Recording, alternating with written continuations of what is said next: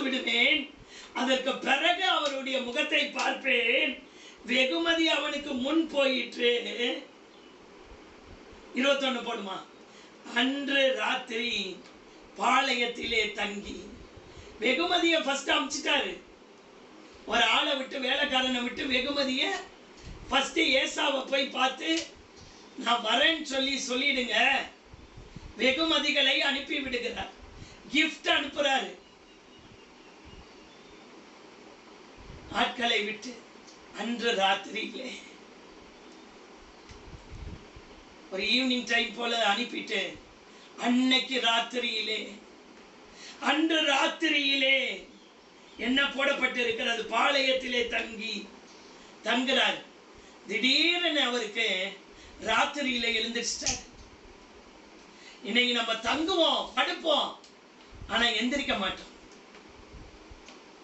ஆனா அன்று ராத்திரியில எழுந்திருந்து தன் 2 மனைவிகளையும், ஒரு மனைவியை கூட்டிக்கிட்டு இல்ல, நல்லா கவனிக்கணும் வசனத்தை, 2 மனைவிகளையும் 2 பணிவிடைக்காரர்களையும் தன்னுடைய 11 குமாரரையும் கூட்டிக் கொண்டு யாப்போக்கு என்கிற ஆற்றின் துறையை கடந்தான்.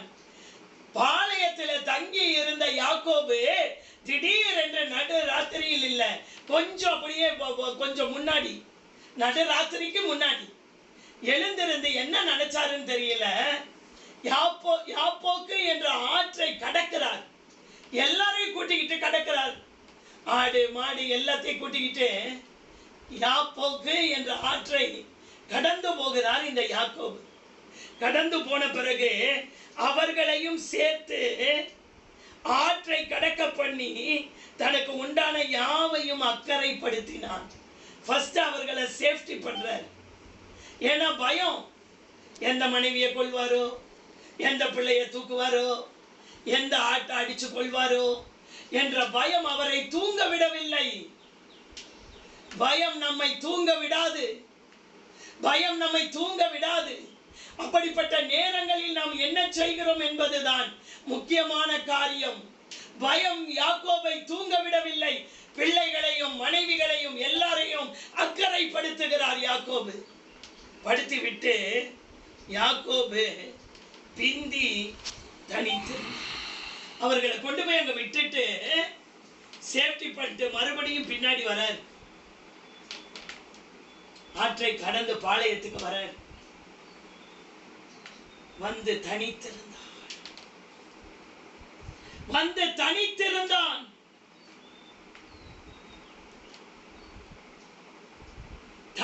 தனிமையான ஒரு அனுபவம். தனியாக ஒரு இரவிலே வருகிறார். தனிமை இதுவரைக்கும் மனைவிகளோடையும் பிள்ளைகளோடையும் ஒட்டிக்கொண்டே இருந்ததான யாக்கோபு இப்பொழுது எல்லாரையும் விட்டுட்டு, எல்லாரையும் அக்கறைப்படுத்தி விட்டுட்டுனா மொத்தமா இல்ல, எல்லாரையும் அக்கறைப்படுத்தி அவர்களை தூங்க சொல்லிட்டு வந்து தனித்திருக்கிறார். இத்தனை பேர் உனக்கு இருந்தும் யாக்கோபே அவர்கள் இடத்திலே உன்னுடைய பயத்தை ஷேர் பண்ண முடியலையா? நான் இவ்வளவு பயப்படுகிறேன், இதற்கு என்ன சொல்யூஷன் என்று தன் மனைவிகளிடத்திலோ இல்லாவிட்டால் தன் பிள்ளைகளிடத்திலோ இல்லாவிட்டால் நாம் என்ன செய்யலாம் என்று அவர்களிடத்திலோ டிஸ்கஷன் பண்ணவில்லை. நேராக வந்து தனிமையான இடத்திலே அமருகிறார். அமருகிறது மாத்திரமல்ல, வேதம் சொல்லுகிறது என்ன செய்தார் என்று போடுமா. இங்கேதான் அதற்குரிய காரியங்கள் நமக்கு அதிகமாய் கற்றுக் கொடுக்கப்படுகிறது. எங்கன்னா ஓசியா 12வது அதிகாரம் போடுமா. ஓசியா 12. அல்லேலூயா. ஓசியா 12:3 போடுமா. ஓசியா 12:3. அவன் தாயின் கற்பத்திலே தன் சகோதரனுடைய குதிகாலை பிடித்தான், தன் பலத்தினால் தேவனோடு போராடினான். இப்ப ஜெபிக்க ஆரம்பிக்கிறார். இந்த இடத்திலே நீங்கள் யாக்கோபுடைய காரியங்களை பார்ப்பீர்களானால் தனிமையாய் வந்து ஸ்ட்ரெஸ்ஸுக்குள்ளேயே கவலைக்குள்ளேயே போகல. என் சூழ்நிலையிலே எனக்கு ஒரு காரியத்தை குறித்த பயம் வரும்போது நான் என்ன செய்கிறேன் என்பதுதான் முக்கியமான காரியம். இந்த காலை வேளையில என்ன போடப்பட்டிருக்கிறது என்றால் ஜெபிக்க ஆரம்பிக்கிறார். நீங்க இந்த வேதத்தை பார்க்கும் பொழுது தன் பலத்தினால் தேவனோடு போராடுகிறார்.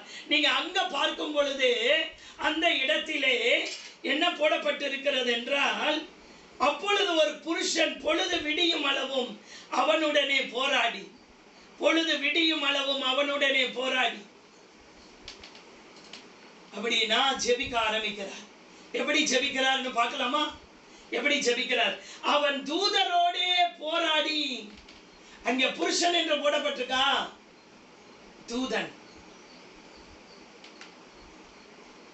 தூதனோட கூட போராடுற போராடுகிறத காரியங்களை நான் கொஞ்சம் நேற்று இந்த காரியத்தை எப்படி போராடி இருப்பாரு அப்படின்னு தியானிக்கும் போது, ஒரு ரெஸ்லிங் பார்த்துருக்கீங்களா? ரெஸ்லிங் காலை பிடிச்சிட்டு விடவே மாட்டாங்க. அவங்க 3 வாட்டி திரும்பி அடிச்சிட்டாங்கன்னா ஜெயிச்சிருவாங்க. விட்டுறணும், காலை விட்டுறணும். நீங்க ரெஸ்லிங் பார்த்துருந்தீங்கன்னா தெரியும். அது அந்த மாதிரி ஒரு ரெஸ்லர் எப்படி போராடுவாரோ அப்படி தேவனுடைய காலை பிடிச்சுக்கிட்டாரு. இப்ப என்ன நடக்குதுன்னா, தூதனோடு போராடி மேற்கொண்டான்னு போட்டிருக்குது. அழுது அவரை நோக்கி கெஞ்சினான். அழுக ஆரம்பிக்கிறார்.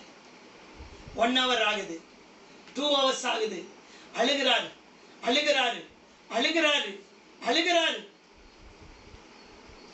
ஏன் யாக்கோபே, உன் மனைவிகள் இருக்கிறாங்க, பிள்ளைகள் இருக்கிறாங்க, அவங்க கிட்ட உட்கார்ந்து அழுது இருக்கலாமே. ஏன் இப்படி தனியாக வந்து அழுக அழுக முதல்ல கர்த்தர் இறங்கி வராரு. முதல்ல வந்திருக்க மாட்டார். இவருடைய அழுகையின் சத்தம் தேவ சந்நிதியில எட்டின பிறகுதான் ஆண்டவர் அந்த அருகிலே இறங்கி வருகிறார். வரும்போது பாதத்தை பிடித்துக் கொள்ளுகிறார். அழுகிறாரு, அழுகிறாரு, அழுகிறாரு, அழுகிறாரு. அழுது அழுது அழுது அழுது அவரை நோக்கி கெஞ்சுகிறார் என்று இந்த பகுதியிலே ஓசியா தீர்க்கதரிசி இந்த யாக்கோபை குறித்து தெள்ளத் தெளிவாய் எழுதுகிறார். எப்படி ஜெபம் பண்ணி இருப்பார் யாக்கோபு என்று அவர் பார்க்கும் பொழுது அழுது ஜெபம் பண்ணி இருக்கிறார். ஆண்கள் அழுதால் என்ன பொம்பளை மாதிரி அழுகிற அப்படின்னு தானே கேட்பாங்க. இன்னைக்கு ஆண்கள் அழுது ஜெபிக்கிற காரியங்கள் குறைகிறது. மோகன் சிலாசரசு தான் தேசத்துக்காக அழுது அழுது ஜெபம் பண்றார். அதுக்கே பல பேர் விமர்சனம் கொடுக்கறாங்க. என்னன்னு, எதுக்கு இவர் இப்படி அழுகிறாரு? மீதி பேர் அப்படி அழுததை நான் பார்த்தது இல்லை. ஒருவேளை அவங்க பிரேயர் ரூம்ல அழுகிறாங்களான்னு தெரியல, அந்த யாக்கோபு மாதிரி. ஆனா இன்னைக்கு கண்ணீர் வருகிறது என்பது மிக கடினமான காரியமாய் மாறுகிறது. அழுது கெஞ்சுகிறார். கெஞ்சி ஜெபிக்கிறதான ஒரு அனுபவம். இவ்வளவு நாள் அப்படி இருந்தீங்களா யாக்கோபேன்னு கேட்டா இல்ல, இல்லை என்பதுதான் இந்த யாக்கோபுடைய வாழ்க்கையில இருந்தது.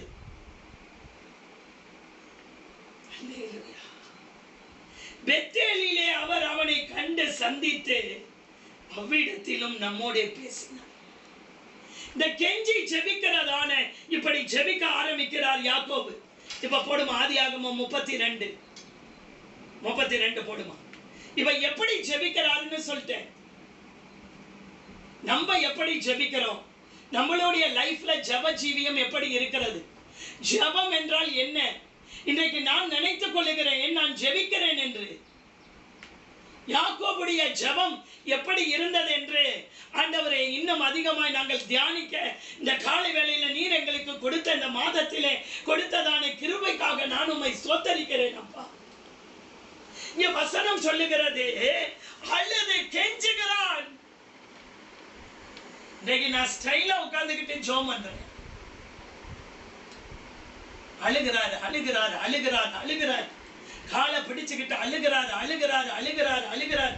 1 hour ஆகுது, 2 hours ஆகுது, 3 hours ஆகுது, 4 hours, 5 hours. ஒருவேளை அவர் 11 மணி நம்ம டைமிங் படி போயிருந்திருக்கலாம், இல்லை 12க்கு கூட போயிருந்திருக்கலாம். 1 மணி ஆகுது, 2 மணி ஆகுது, அழுதுகிட்டே இருக்காரு.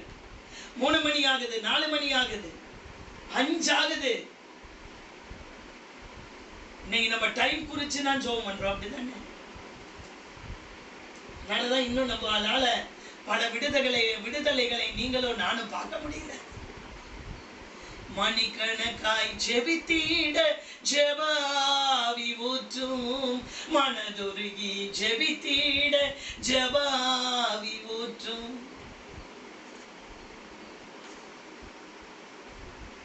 மணிக்கணக்காய் ஜெபிக்கிற ஜெபாவி, மணிக்கணக்காய் ஜெபிக்கிற ஜெபாவி. எனக்கு ஒரு வாலிப பையன்ல இருந்து தெரியும் ஒருத்தர். இரவுல போய் 10 மணிக்கு முழங்கால் போட்டாருன்னா 4 மணிக்கு தான் முடிப்பார். 6 மணிக்கு எஞ்சி வேலைக்கு போயிடுவார். நான் ஒரு நாள் அவர்கிட்ட கேட்டேன், எப்படி பிரதர் உங்களால முடியுது? அது என்னுடைய சின்ன வயசுல இருந்தே நான் பழகிட்டேன் சிஸ்டர். அவருக்கு இப்ப கல்யாணம் ஆகி போச்சு. அவர் எனக்கு வாலிபத்தில இருந்தே தெரியும். அவருடைய ஜெபத்தை பார்த்து ஈர்க்கப்பட்டவன் நான். இப்படி ஒரு மனுஷனால ஜெபிக்க முடியும்? ஏன் பிரதர் இப்பதான் வேலைக்கு போறீங்கல்ல, இப்ப கொஞ்சம் உடம்புல கொஞ்சம் சிக்னஸ் இருக்குது, முடியல. ஏன்னா நைட்டு ஃபுல்லா ஜெபம் பண்ணிட்டு பகல்ல வேலைக்கு போயிடுறாருல்ல. நீங்க இந்த ஜெப நேரங்களை நீங்க இன்னும் கொஞ்சம் குறைச்சிக்கலாம்லன்னு. இல்ல சிஸ்டர், அது எனக்கு பிராக்டிஸ் ஆயிடுச்சு. அது எனக்கு அப்படியே பழகிருச்சு. டெய்லி ஜெபம் பண்ணுவேன். நான் அவர்கிட்ட சொன்னேன், பேசாத நீங்க வேலையை விட்டுட்டு ஃபுல் டைம் மினிஸ்ட்ரிக்கு வந்துங்க. வந்துட்டு நீங்க என்ன பண்ணுங்க, இந்த மாதிரி ஜெபம் பண்ணுங்க. இல்லாட்டினா ரெண்டையும் உங்களால பார்க்க முடியும். ஏற்கனவே அவருக்கு ஊழியம் பயங்கரமா போயிட்டு இருக்குது, பீக்ல. அவர்கிட்ட சொன்னேன், ஆண்டவர் சொல்லும் போது நான் செய்கிறேன். ஏன் இதை சொல்லுகிறேன் என்றால், நம்ம ஜெபிக்கிறோம் நினைக்கிறோம். ஜெபம் என்றால் என்ன என்பதை இந்த வேதம் நமக்கு கற்றுக் கொடுக்கிறது. அழுகிறார் அழுகிறார் அழுகிறார் அழுகிறார். வேதம் சொல்லுகிறது, அவனை மேற்கொள்ளாததை 25 பாருமா, அவனை மேற்கொள்ளாததை பிடிச்ச புடியில மேற்கொள்ள முடியல. யாரால? தூதனால. ஓசியால படிச்சனா, தூதனால மேற்கொள்ள முடியாத அளவிற்கான ஜெபம் இந்த மாதத்துல வரட்டும். அவனை மேற்கொள்ளாததை கண்டு, ஏங்க ஒரு தூதனால மேற்கொள்ள முடியுமா? முடியாதா? தேவனால மேற்கொள்ள முடியுமா? முடியாதா? முடியும். ஆனால் இவருடைய அழுகையின் சத்தம் இருக்கிறது பாருங்க, அதுலதான் ஸ்டக் ஆகி நிற்கிறாரு. அந்த பிடியை எடுத்து விடுகிறதற்கு என் ஆண்டவரால் முடியும். அந்த பிடியில் இருந்து விடுதலை ஆவதற்கு என் தேவனால் முடியும். ஆனால் இந்த அழுகை, இந்த கெஞ்சுதல் அவரை போக விடவில்லை. அதுதான் இந்த இடத்திலேயே தவிர, அவனை மேற்கொள்ளாததை கண்டு அவனை மேற்கொள்ள முடியல. மேற்கொள்ளாததை கண்டு அவனுடைய தொடை சந்தை தொட்டா. இப்ப முடியல. இவர் இப்படியே நேரம் ஆக ஆக அழுகையினுடைய கூக்குரல் அதிகமாகிறதே தவிர குறைய மாட்டேங்கிறது. இப்பொழுது அவரை காலை விட மாட்டேங்கிறாரு, கெஞ்சறாரு உட்கார்ந்து. தொடுங்கப்பா. கெஞ்சுகிறார் கெஞ்சுகிறார் கெஞ்சுகிறார் மணிக்கணக்கா. இப்பொழுது ஆண்டவரால ஒன்றும் பண்ண முடியல. இவர் தொடை சந்தை தொட்டுட்டார். தொட்டாலும் வலி எடுக்க ஆரம்பிக்கிறது, சுளுக்கு மாதிரி பிடிச்சிருச்சு. ஏன்னா இவர் காலை விடலன்னு இவர் காலை தொடுகிறார். தொட்ட உடனே அதனால் அவருடனே போராடுகையில் யாக்கோபின் தொடை சந்து சுளுக்கிற்று. போட்டுட்டா சுளுக்கிற்று. சரி இப்பயாவது விட்டுருவானா, இவனுடைய அழுகை நிறுத்தப்படுமா? ஏன் இவ்வளவு ஜெபிச்சாதான் ஆண்டவர் கிரியை செய்வாரா யாக்கோபுடைய வாழ்க்கையில? யாக்கோபே, உன் வாழ்க்கையில் இவ்வளவு ஜெபம் தேவையா? மாமனார் வீட்டில் இருக்கும் பொழுதே நீ சம்பாதிப்பதற்காக பல தந்திரங்களையும் நீ உபயோகப்படுத்தின. நீ ஒரு பெண்ணுக்காக எத்தனை வருடங்கள் நீ வேலை பண்ணி கொண்டிருந்தாய். அப்படி இருந்த நீ எப்ப உனக்குள்ள இப்படி ஒரு தீர்மானம் வந்தது? யாக்கோபே, கட்டுக்கதை இல்லைங்க படிக்கிறதெல்லாம். இவ்வளவு நாள் சொந்த முயற்சியிலே ஓடிக்கொண்டிருந்த யாக்கோபே, இப்பொழுது தேவ சந்நிதியில் அமர்ந்து ஏன் அழுகிறாய்? ஏன் எனக்கு ஆடு இல்ல, மாடு இல்ல, எனக்கு இது இல்ல, அது இல்ல, மனைவி இல்ல, பிள்ளை இல்லைனா இல்ல ஏசா மட்டும் என்னை ஆண்டவரே அவன் கண்ணில் மட்டும் தயவு கொடுங்க, அதுக்கு மட்டுமா அழுதிருக்கிறார்? பயம் என்னவோ ஏசாவை குறித்துதான்.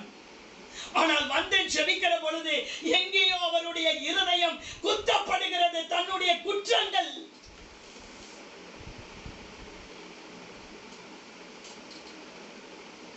என்னுடைய பாவங்கள், இத்தனை வருட காலமும் நான் செய்த தவறுகள், அண்ணனுக்கு செய்த துரோகங்கள், ஏதோ ஒரு இடத்திலே அழுக வேண்டியதான சூழ்நிலை தன்னை உடைக்கிறார். இன்னும் உடைகிறேன், இன்னும் உடைகிறேன், உங்க கரத்தில் இருக்கவே ஆசைப்படுகிறேன். இன்னும் உடைகிறேன், நான் இன்னும் உடைவேனே, உங்க கரத்தில் இருக்கவே ஆசைப்படுகிறேன். உடையணும், உடையணும். ஸ்டைலா உட்கார்ந்து போறதில்லை ஜெபம். தேவன் உடைய தேவனால போக முடியாது. நான் கழுது கெஞ்சினாரு, அவரை கலட்டி விட்டு போகிறது என்பது அவருக்கு முடிந்த காரியம். ஆனால் இவனுடைய கெஞ்சுதல், அழுகை அவரை தொட்டுக் கொண்டிருக்கிறது. உடைக்கிறார், தன்னை செய்த பாவங்கள் எல்லாவற்றையும் உடைக்கிறார். உடைந்து உடைந்து உடைந்து உடைந்து உடைந்து உடைந்து மணி கணக்காகிறது இந்த ஜெபம். இந்த ஜெபம் நீடித்துக் கொண்டே இருக்கிறது. ஆனால் இன்னும் ஆண்டவர் பேசவில்லை, இன்னும் ஆண்டவர் தொடவும் இல்லை. அதற்கு பதில் போகிறேன் என்பது தான் சொல்லிக் கொண்டிருக்கிறாரே தவிர, தொடைய தொட்டாலாவது விடுவாரா என்று ஆண்டவர் பார்த்து கொண்டிருக்கும் பொழுது, இந்த காலை வேளையில மாதம் ஏன் இந்த வாக்குத்தத்தத்தை அனுப்பினார் என்று எனக்கு தெரியாது. ஆனால் என்னுக்குள்ளே ஒரு அதிகமான ஒரு உந்துதல், இந்த வாக்குத்தத்தத்தை படிக்கும் போது, ஜெபம் என்பது நான் செய்கிறதா இல்ல வேதத்தில் பக்தர்கள், ஆதி பக்தர்கள் செய்தது ஜெபமா என்ற ஒரு கேள்விக்குறிக்கு நடுவிலே என் வாழ்க்கை இயங்க ஆரம்பித்தது. நான் பண்ணுகிறது ஜெபமா, இல்லாவிட்டால் என் தேவ பக்தர்கள், ஆதி பக்தர்கள், இவர்கள் எல்லாம் ஆபிரகாமின் தேவனும் ஈசாக்கின் தேவனும் யாக்கோபின் தேவனும் என்று சொல்லிக் கொள்ள என் ஆண்டவர் வெட்கப்படவில்லை. ஏன் வெட்கப்படல? ஏன் வெட்கப்படல? இவங்களுடைய பேரை சொல்லி இவங்களுடைய தேவன் சொல்றதற்கு ஆண்டவர் ஏன் பின் சந்ததிக்கு வெட்கப்படல? மோசே சொல்லுகிறார் ஆபிரகாமின் தேவனே, தாவீது சொல்லுகிறார் ஆபிரகாமின் தேவனே, ஈசாக்கின் தேவனே, யாக்கோபின் தேவனே. ஏன் வெட்கப்படவில்லை? நீங்க இங்க பாருங்க, அடுத்த வசனம். அவர் டைம் முடிஞ்சிருச்சு, நாளைக்கு தொடர், நான் போகட்டும், நான் போகட்டும். இப்ப ஆண்டவரே கேட்கிறாரு, நான் போறேன். தொடர் சந்தை பிடிச்சிட்டு இப்ப அவரு யாரு? அந்த தூதன் ஆண்டவர் கேட்கிறாரு, நான் போறேன்பா. போறதுக்கு தான் இவ்வளவு பிரயாசப்பட்டாரு. நான் எவ்வளவோ ஜெபம் பண்ணேன் சிஸ்டர், இன்னைக்கு அவ்வளவுதான் ஜெபம் பண்றது. நீ எவ்வளவு ஜெபம் பண்றது?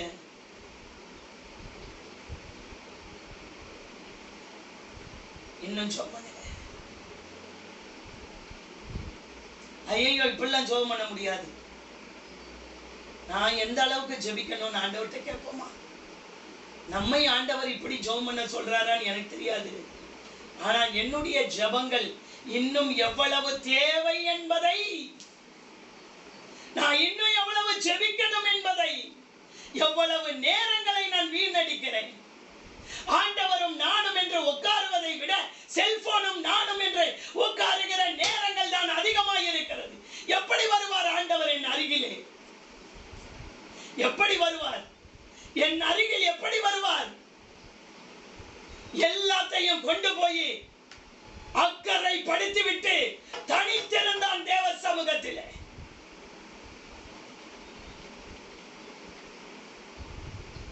ஐயோ என்னால ஒரு கூட்டத்தோட தாங்க இருக்க முடியும். கூட்டத்தோடைய இரு அவ்வளவுதான். தனித்திருக்கிற அனுபவம் கிறிஸ்தவனுக்கு இல்லாவிட்டால் ஜெயிக்க முடியாது. ஆண்டவர் கேட்கிறாரு, நான் போறேன்பா,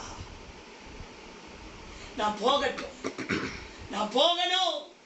ஏன் போகணும்னு சொல்றார் பார்க்கலாமா? பொழுது விடுகிறது. ராத்திரி எல்லாம் அழுதியே யாக்கோபே, ராத்திரி எல்லாம் அழுது ஜெபம் பண்றியே. ஆனாலும் ஆண்டவருடைய ஸ்டேட்மெண்ட் என்னன்னா, நான் போகணும். இன்றைக்கு ஜெபம் தேவனை பிடித்து நிறுத்துகிறதா? கேள்வி அதுதான். அந்த கேள்வியோடு முடிக்க போகிறேன். இன்றைக்கு என்னுடைய ஜெபம் தேவனை பிடித்து இழுத்து நிறுத்துகிறதா? ரெஜினா, பரலோகம் கொக்குரலிடுகிறது. ரெஜினா, உன் ஜெபம் என்னை இழுத்து நிறுத்துகிற ஜெபமாய் இருக்கிறதா?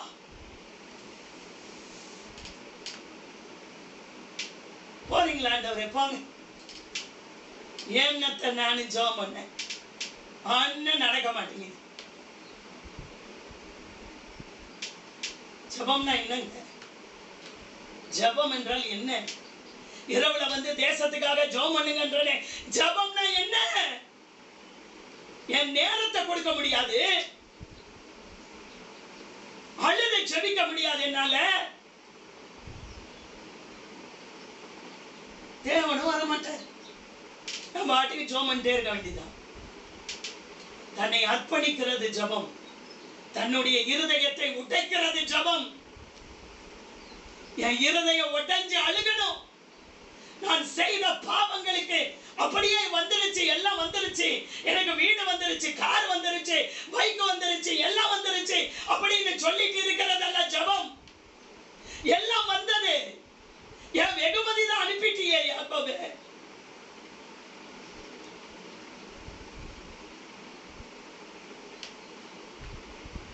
ஏன் அழுகிறாய்? இன்றைக்கு ஜெபம் எப்படி இருக்கு? ஆண்டவரை பிடித்து ஆண்டவர் கேட்கிறாரா, நான் போகணும். பொழுது விடுகிறது யாக்கோபே, நான் போகணும். அந்த வழியோடு கூட, காலை பிடிச்ச வழியோடு கூட இன்னும் போராடுகிறார். என்ன கேட்கிறார் என்பதை படித்துவிட்டு நான் ஜெபம் பண்ண போறேன். மிச்சத்தை நாளைக்கு இதே அதிகாரம் இதே தான் படிக்க போறோம். அல்லேலூயா. நீர் என்னை ஆசீர்வதித்தால் ஒழிய, நீர் என்னை ஆசீர், நான் போகணும், நான் போகணும்னு சொல்லிட்டாரு. போறீங்களா ஆண்டவரே? அதுக்கு மேல நான் கேட்கறதுல பிரயோஜனம் இல்லை. அதற்கு அவன். அதனாலதான் நேற்று சொன்னேன், இந்த மாத வாக்குத்தத்தமே அதற்கு அவன் தான். என் ஸ்டேட்மெண்ட் எப்படி இருக்குதுண்டா, என்னுடைய விடாப்பிடியான தன்மை எப்படி இருக்கிறது என்பதுதான். ஏதோ ஒரு நாள் ஜெபம் பண்ணி 9 நாள் தூங்குறது. அதற்கு அவன்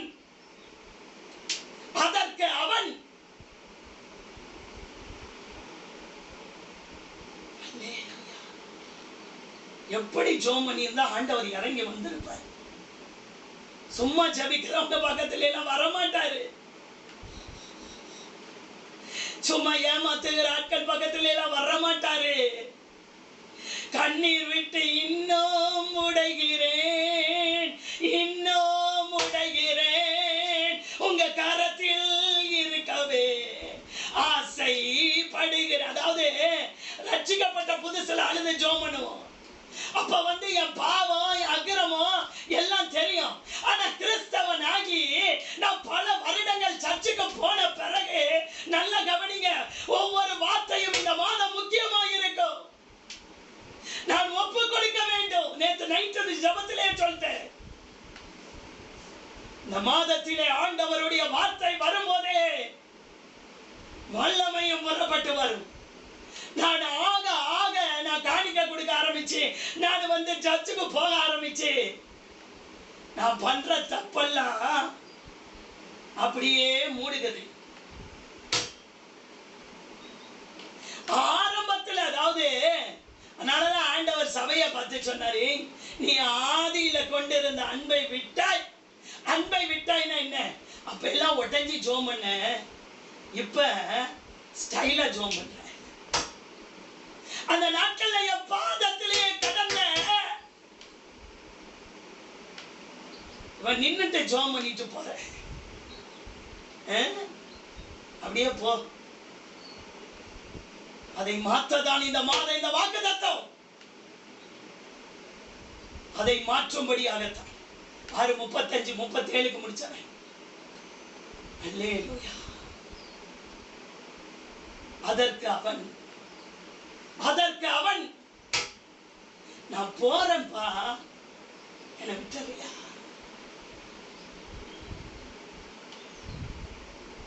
நீயா விட்டுட்ட அப்படின்னா நான் போயிருவேன்.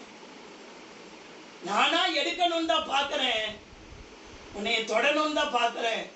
ஆனாலும் நீ பிடிச்ச புடியில இன்னும் அழுதுட்டே இருக்கிற. அழுது என்ன படிச்சோம்? ஓசியா 12 நாள்ல 5ல என்ன படிச்சோம்? கெஞ்சினான். அண்டர்லைன் பண்ணணும் அந்த வார்த்தையெல்லாம். கெஞ்சினான். ஏன்? எனக்கு இன்னும் பிள்ளை இல்லை, எனக்கு இன்னும் பொண்டாட்டி இல்லை, எனக்கு இன்னும் குழந்தை இல்லை, எனக்கு இன்னும் ஆடு இல்லை, மாடு இல்லை, எல்லாம் தான் சம்பாதிச்சிட்டியே, எல்லாம் தான் நல்லா தானே வாங்கிக்கிட்டு வந்திருக்க. ஆண்டவரும் உனக்கு ஏற்ற மாதிரி எல்லாத்தையும் கொடுத்து தானே அமைச்சிருக்க. இந்த ஜெபம் எதுக்கு? அதுதான் நேரத்துக்கு படுத்தா சோறு கிடைக்குது இல்லை. உனக்கு தான் இத்தனை உறவுகளை கொடுத்து விட்டாரே. 11 பிள்ளை, ஒரு பிள்ளை இல்லைனாலும் இன்னொரு பிள்ளை.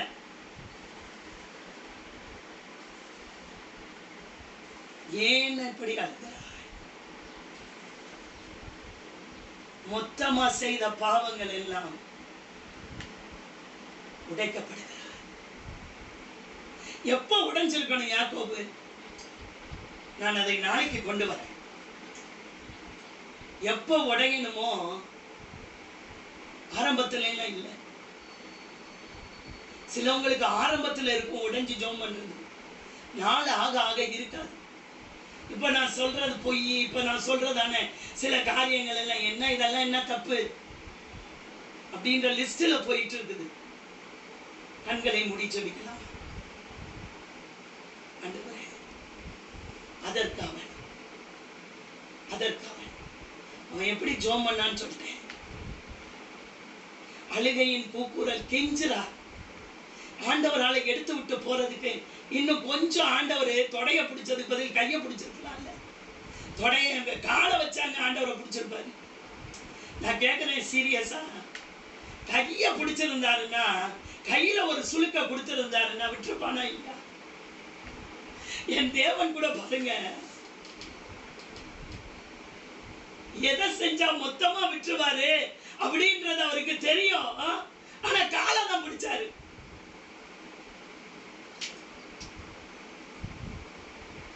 இன்னும் உடைகிறேன், இன்னும் உடைகிறேன், உங்க கரத்தில் இருக்கிறது ஆசைப்படுகிறேன். நான் உடையணும்பா, நான் உடையணும். இப்ப செய்யற தப்பெல்லாம் எனக்கு ஒண்ணுமே தெரிய மாட்டேங்குதப்பா. ஆரம்பத்துல தெரிஞ்சிச்சு. ஆதியில அன்பு இருக்கும்போது ஐயோ நான் இந்த தப்பு பண்ணா உடனே ஆண்டவர் என்னை தண்டிப்பார், அவருக்கு பிரியமில்லை என்பதுதான். தண்டிப்பார் என்பதை காட்டிலும் ஐயோ என் இயேசுவுக்கு பிரியமா வாழணுமே தெரிஞ்சிச்சு. நாள் ஆக ஆக, வருஷங்கள் ஆக ஆக, கிறிஸ்தவ வாழ்க்கைக்குள்ள சர்ச்சுக்கு போறதும் வர்றதும் இருக்கும் போது ஜெபம் மேலோட்டமாகிறது. ஜெபம் மேலோட்டமான ஜெபமாகிவிட்டது. இந்த கூடுகை ஆண்டவர் எவ்வளவு நேசிக்கிறார் தெரியுமா? சீரியஸா சொல்றேன், ஒரு வார்த்தையை சொல்லி முடிச்சேன். இந்த கூடுகையில வருகிற ஜனங்களை எவ்வளவு நேசிக்கிறார் என்பதற்கு அதை என்னால் விவரிக்க முடியாது. அதற்காகத்தான் அவர் பேசுகிறார். நான் பேசுறேன்னு சொல்லவே மாட்டேன், எனக்கு பேச தெரியாதுங்க. எரேமியா சொன்னார், எனக்கு பேச தெரியாது ஆண்டவர். உங்க வார்த்தையை கொண்டு வந்து பேச வைக்கிறீங்க, பேச தெரியாது எனக்கு, நான் சிறு பிள்ளையா இருக்கிறேன், பேச தெரியாது. ஸ்கூல்ல படிக்கும் போது யார்கிட்டையும் பேச மாட்டேன் நான். அப்படித்தான் என்னுடைய சிறு வயதில் இருந்து வளர்ந்ததான தன்மைகள் அப்படித்தான். எனக்கு ஃப்ரெண்ட்ஸே இருக்க மாட்டாங்க.